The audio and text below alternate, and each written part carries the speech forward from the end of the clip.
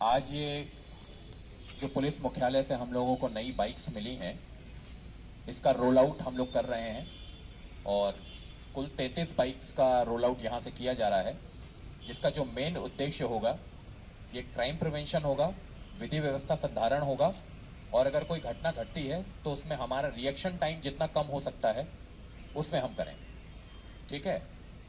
पिछले एक दो दिन में हमने देखा है कुछ घटनाएं यहाँ पर घटी हैं, तो उस तरह की घटनाओं में रोकने के लिए और अगर उसमें ऐसी घटना घट भी जाती है तो उसमें त्वरित कार्रवाई करवाने के लिए आप लोग को ये नई बाइक्स दी गई हैं। मैं आशा करता हूं कि हम लोग जो अपना काम है उसको बहुत अच्छे से करेंगे। अगर हम लोग कुछ इंटेलिजेंस गैदरिंग कर पा रहे हैं उसको अच्छे से करेंगे।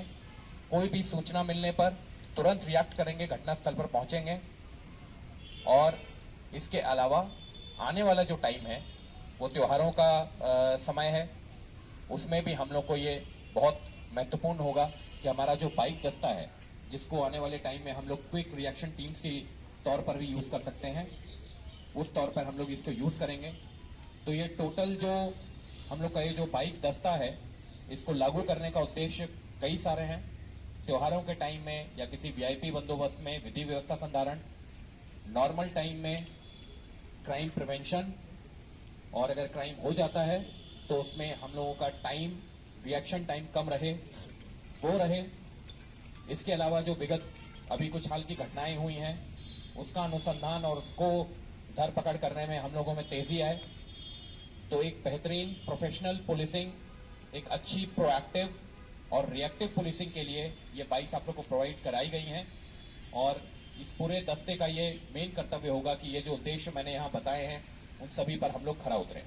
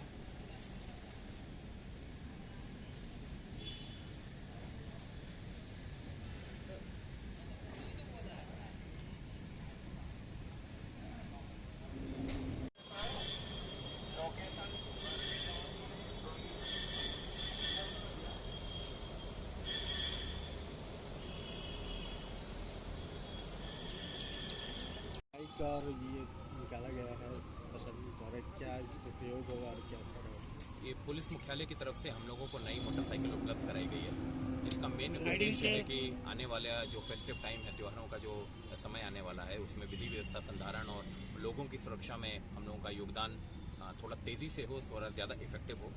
साथ ही साथ जमशेदपुर में लगातार क्राइम होते भी रहे हैं और उसको प्रिवेंट करने के लिए हमारे पास एक मजबूत बाइक दस्ता होना बहुत ज़रूरी है, जिसका रिएक्शन टाइम कम हो। अगर कोई घटना कारित होती है या अपराधियों को पकड़ने की ज़रूरत हो तो हमारा ये जो बाइक दस्ता है ये सबसे मजबूती के साथ और सबसे तीव्र तरीके से वहाँ पर पहुँच सकता है।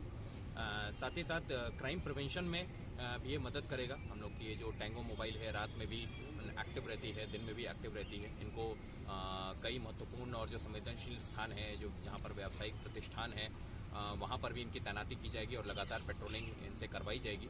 विगत दिनों में जो घटनाएं हुई हैं उस तरह की घटनाओं की पुनरावृत्ति ना हो, उसमें भी इस बाइक दस्ते को हम लोग पूरी तरीके से यूज़ करेंगे ताकि जो आपराधिक घटनाएं उन पर लगाम लगाया जा सके। सर त्यौहार आ रहे हैं अभी बहुत सारे, इस पर क्या रहेगा?